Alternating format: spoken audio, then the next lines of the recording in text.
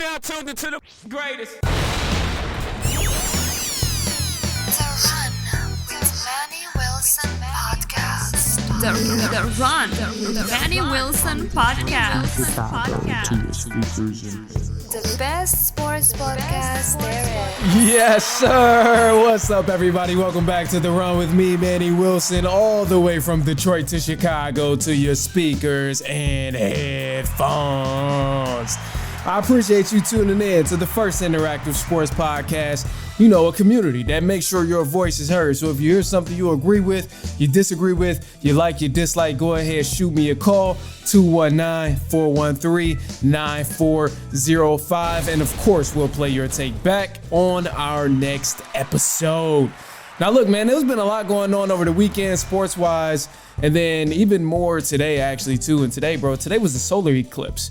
But this was my first time watching it in Chicago. So obviously the last one was 2017 and I watched it in Michigan. So I had a completely different perspective of what I thought it was going to be and what it actually was. So I'm expecting it to be completely dark like you've seen probably all over the internet and all these other places. But when I seen it here, I didn't even know it happened, bro. I like parked my car. I was ready to watch. I'm like, okay, it's about to start getting dark any minute. And I didn't even notice anything. I didn't have the glasses to like stare at the sun, but I was expecting to at least, see some darkness around here, and I didn't even see it at all. So I'm not gonna lie to you, I was highly disappointed. Coming from someone who's witnessed the last one in 2017 in Michigan, and I seen the complete dark skies, I was highly disappointed watching that here in Chicago. I'm not gonna lie, it was a rough one. But anyway, look, bro, there's some more stuff we got to cover. Obviously, women's basketball is at the top of that list.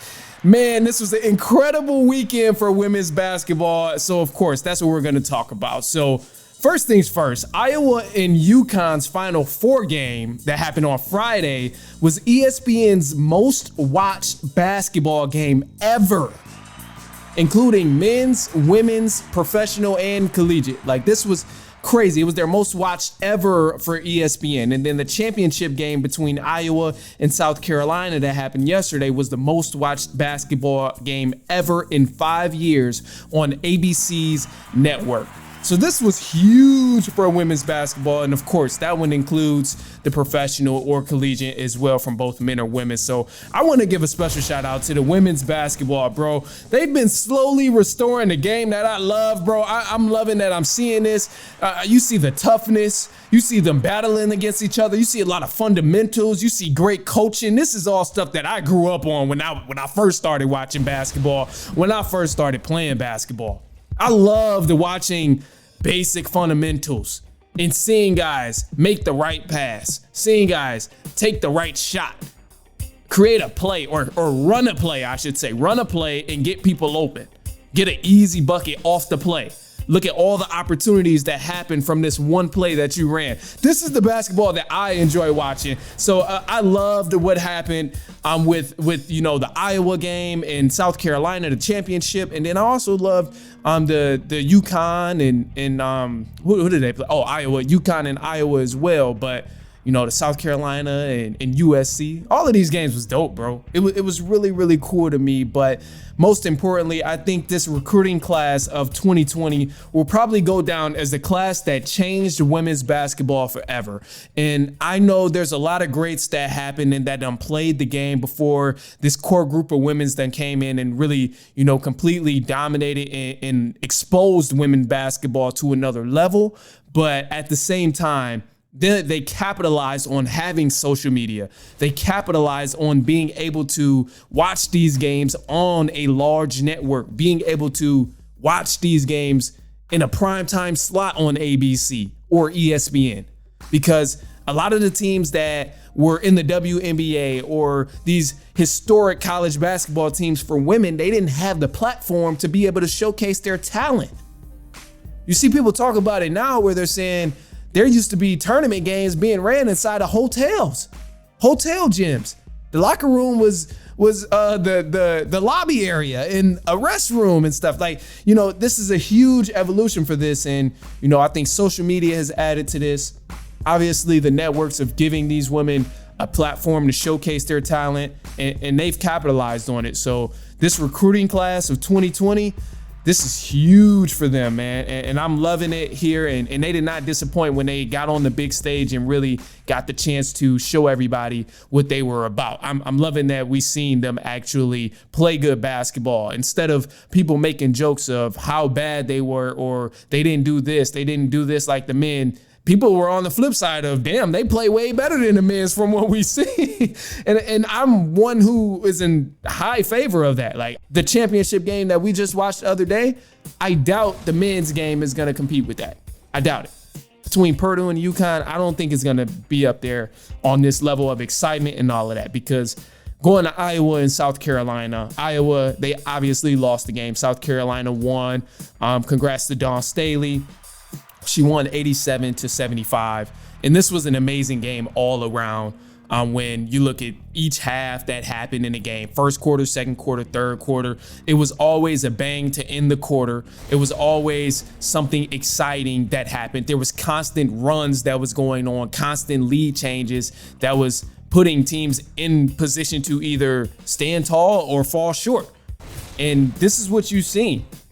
It ultimately just came down to a defensive game. And I think South Carolina, because they played such great defense this entire game, that's what ultimately gave them the edge in terms of winning this ball game. You got to give kudos to Raven Johnson. She did her thing. You got to give kudos to Camila Cardosa. She was huge on the offensive glass this entire game. She was huge on the defensive glass as well, getting a lot of block shots and all of these different things. But ultimately, the thing that really hurt Iowa was the fact that when Caitlin Clark wasn't touching the ball and she wasn't scoring, the usual suspects to help her out being Kate Martin and the other guard, I can't remember her name, not Gabby, but the other guard, she's a shooter. They weren't really knocking down shots. And ultimately, this is what kind of hurt Iowa when it came to, can they pull back from this 8-point deficit? Can they pull back from this 12-point deficit? It's like if Caitlin Clark isn't getting a lot of shots off, and she got some shots off, but they were highly contested. Again, Raven Johnson did a hell of a job guarding her, but you know, it's hard for Caitlin Clark to do it all on her own when she's had help all the way up to this point from her supporting cast.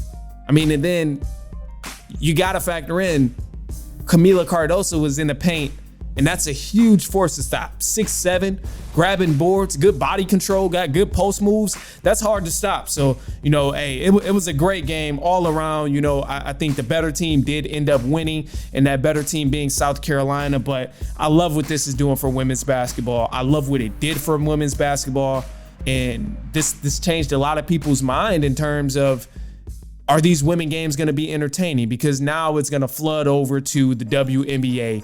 You got Angel Reese going to the WNBA. Paige is going to the NBA. Caitlin Clark, obviously. You got so many stars going to the WNBA, entering the draft. And now you give people something to look forward to on that main stage of the professional level for women's basketball. The only thing that needs to change now is women's basketball needs to start paying them more, because these other leagues are going to try and take the talent that's supposed to go to the WNBA. That's the only thing now. Other than that, though, look, man, we got another topic here. It's a side note, still in the topic of college basketball, actually, but just the flip side. So I talk about women's basketball, and I also want to take a brief slide, a brief step, take a step in this direction here, because there's a guy in college basketball right now. He's averaging 4 points per game, and he's declared for the 2024 NBA draft. Now, this is LeBron James Jr., now known as Bronny James or Bronny Jr., however you want to say it. And because he entered the transfer portal prior to declaring for the NBA draft, he still has his years of eligibility. But let's be honest here. Averaging 4 points per game.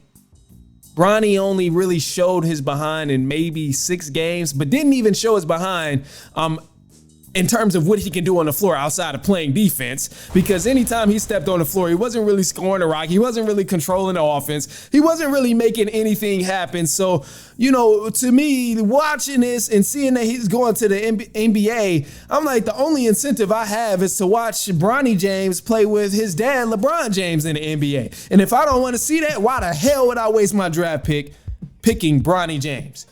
This is a damn shame, bro. This is a damn shame. Bronny Jr. has no business going to the NBA. This man is not that talented to go to the NBA and really ball out. I know his dad hype him up. I know his dad said, oh, he's better than about 50% of the league right now. He's better than this guy. He's better than that guy. All he needs is the platform. All he needs is the minutes to showcase his talent. And while that may be true, you know what? We still ain't seen a damn thing. So how can you expect me to side with him saying all he needs is the minutes?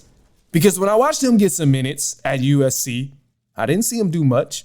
I seen him make a couple sharp passes that were okay, but I didn't see him really score the rock. I didn't see him take control of the game. So what makes you think I'm going to stand behind Bronny Jr. going to the NBA?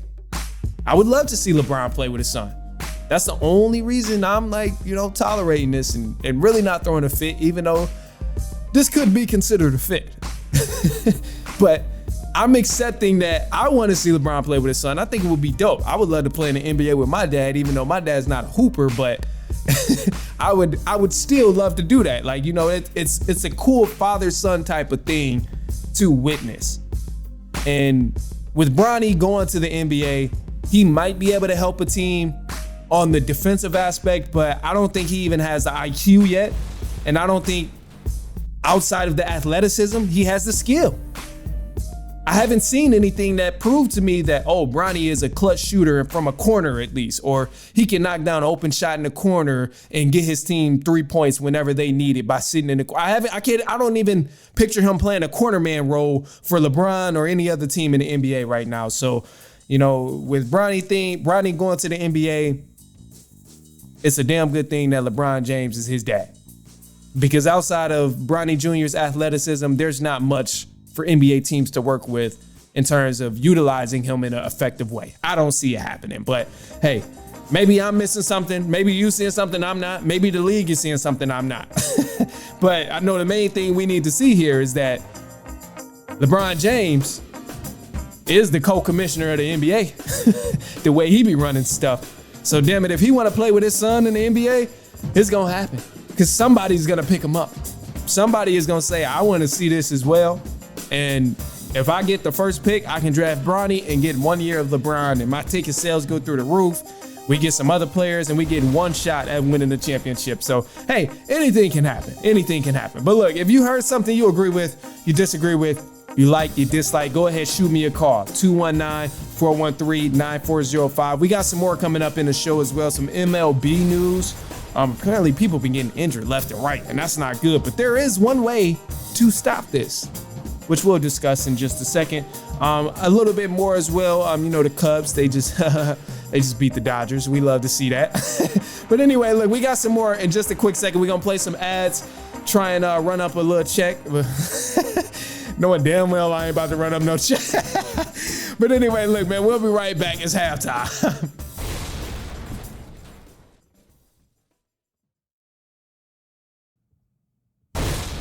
All right, let's get it, man. It's news for the run, starting off with college basketball. John Calipari is officially leaving University of Kentucky's basketball program.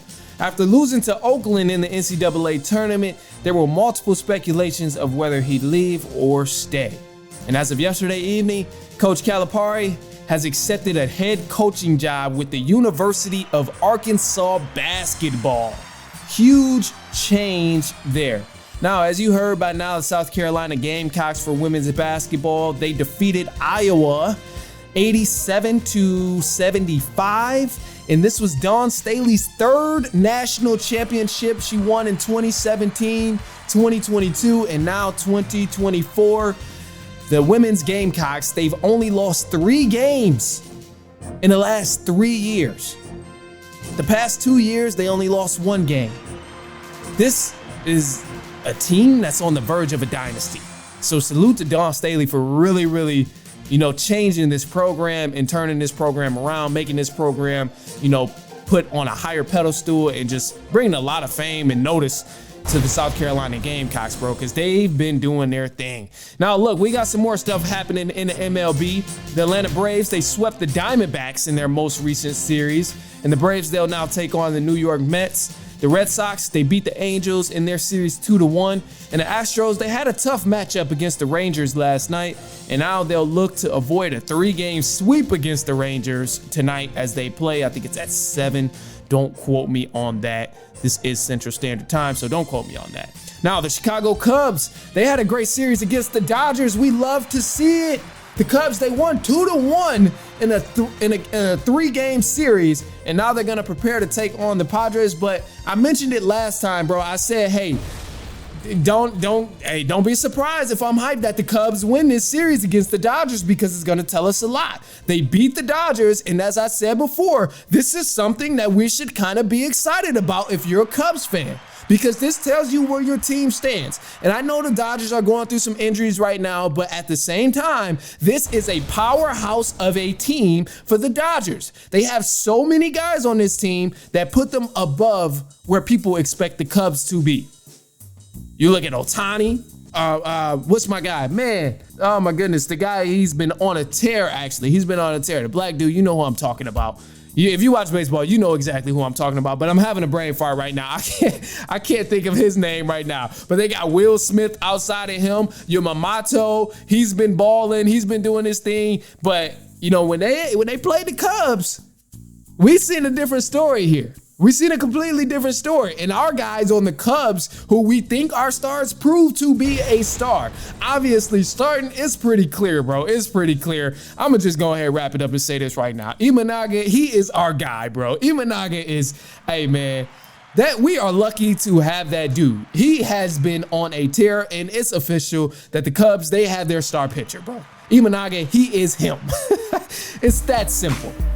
The last game in the Dodgers series, he pitched 4 innings, had a long-ass rain delay, but he only allowed 2 singles. He struck out 3 people, and he only gave up 0 walks.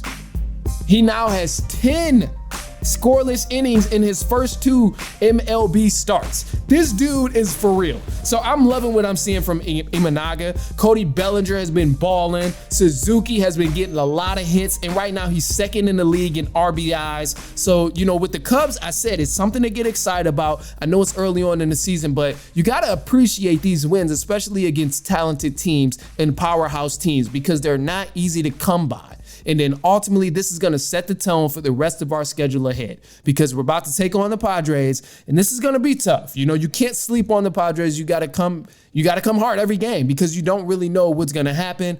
Obviously, you know, we want to continue with the consistency, but that's been something that I've seen from the Cubs so far, is the consistency. So to me, that's what has me excited about if the Cubs are actually going to do something and if they're going to continue to keep this up.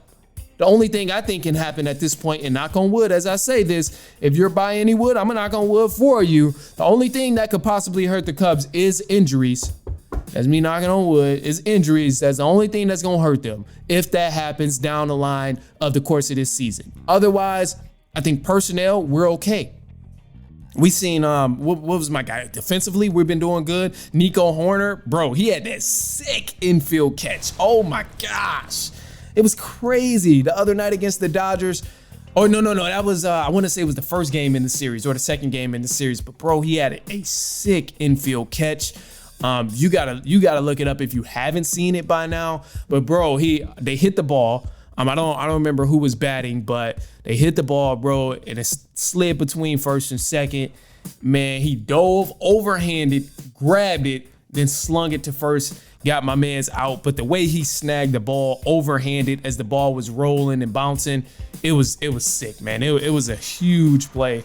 And, you know, the defense like that, making plays like that, is what has helped the Cubs, you know, win these games and protect the lead. So, you know, outside of great batting that they've been doing from Suzuki, he's been a huge factor in our batting lineup right now. But, you know, hey, I think the Cubs, they're definitely on a good track, and I'm loving that, you know, they've been having some success right now. So, you know, again, only thing that's can hurt them is the injuries. And I'm gonna knock on wood one more time, because there's been a lot of those going around in the league right now. And actually, it's been an overwhelming amount, truth be told, especially with pitchers. So MLB, they got to figure something out, because, you know, within this past weekend, you've seen 4 great pitchers go down in a 48-hour period. You had the Marlins, Erie Perez, the Guardians, Shane Bieber, Braves, Spencer Strider. There's been a lot of solid guys that went down in the matter of 48 hours of baseball. And then you still got multiple people who are recovering from these pitcher injuries that had previously occurred. Ohtani is one of them, Batista, Garrett Cole.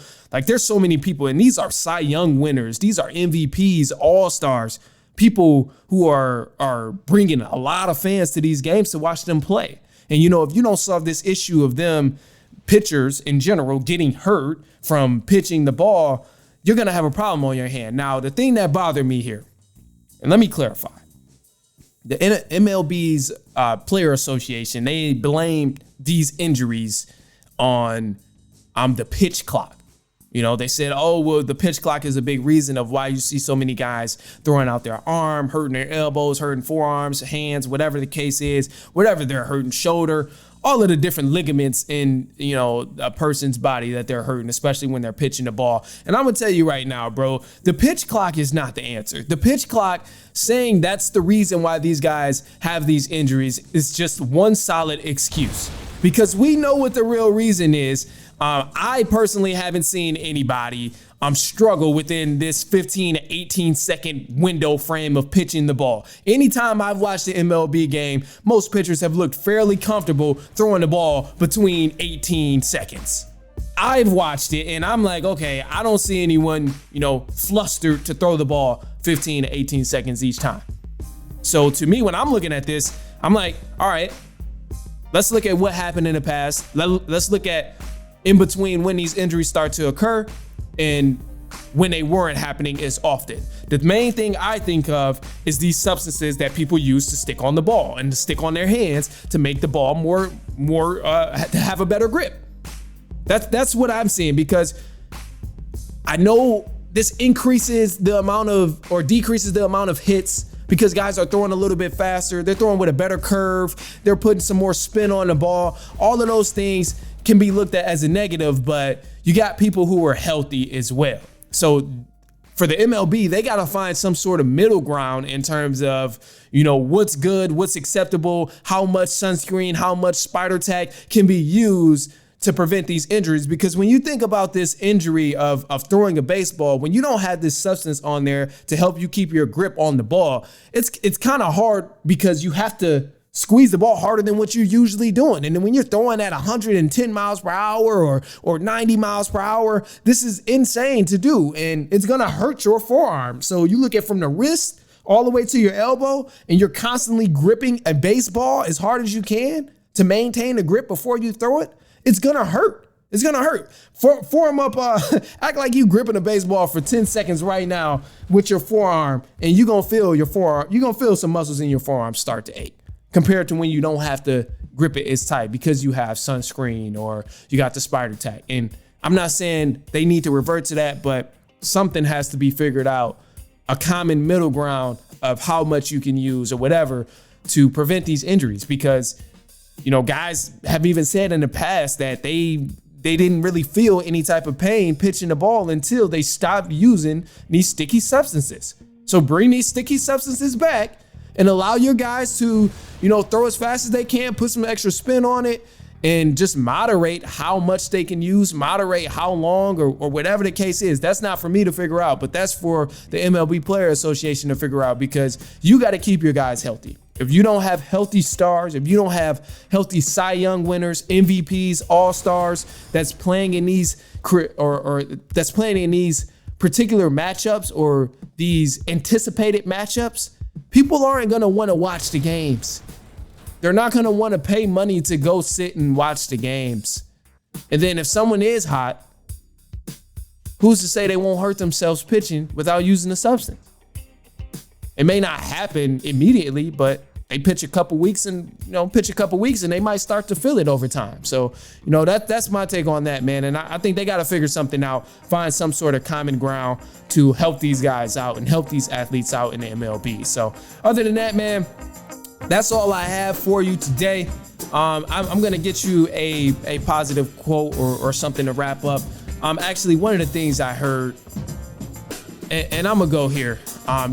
Recently, this is kind of why I think of this too, because recently, the whole this this been going on between Kendrick Lamar and J. Cole. And I've been feeding into it. I've been loving it. I'm surprised I didn't get on here talking about it earlier in the episode, to be honest. But you see a lot of this stuff going on. And the most recent thing that we seen was J. Cole responded. He dropped his diss track. And after, probably like maybe a week after, because this happened Monday or something, to yesterday, he apologized at a concert. He was like, I couldn't sleep with it right. It wasn't doing me right. Kendrick is my man's, like, ain't no reason to be beef or whatever. Like, I apologize. Pretty much he was being the bigger man. And I look at all of this. So I'm gonna say, it may not always be the popular thing to do, but sometimes you got to do what sits right for you. And again, I'm gonna say that one more time because that was a freestyle and that sounded damn good. It may not be the popular thing to do, but sometimes you got to do what's right for you. And when I look at somebody being the bigger person of who cares what media is saying, who cares what the fans gonna think, I'm gonna say whatever is gonna clear my chest to make sure I can sleep well at night. I respect that, bro. So sometimes you gotta do that. It may not be the popular thing, but it may be something you have to do to get that ether out your soul, or to get that feeling out your soul, to get that feeling out your mind. So whatever that is, make sure you address that internally before you express that externally. Man, I am spitting today, bro. I am spitting today. So this is all freestyle too, but anyway, man, do what you will with that information. Pass it on, share it with a cousin, a brother, an uncle, a niece, a nephew, a coworker, anyone you know. But other than that, man, I appreciate y'all for tuning with me. We're gonna try and get you the additional episode. I talked about it a little bit last week, but I'm just kind of like a behind the scenes because I'll be running this shit like the one, running it on my own. So we're gonna try and go ahead and get that early on in the week. It'll be sometime in the middle of the week, but don't be expecting a full on show. This is background, this is behind the scenes, and it's gonna be known in the title, so that's gonna be clarified. All right, other than that, man, I'm out of here. I will see y'all later on this week. You're gonna get the pop-up episode, but until then, I will be back later on, and so on and so on and so on.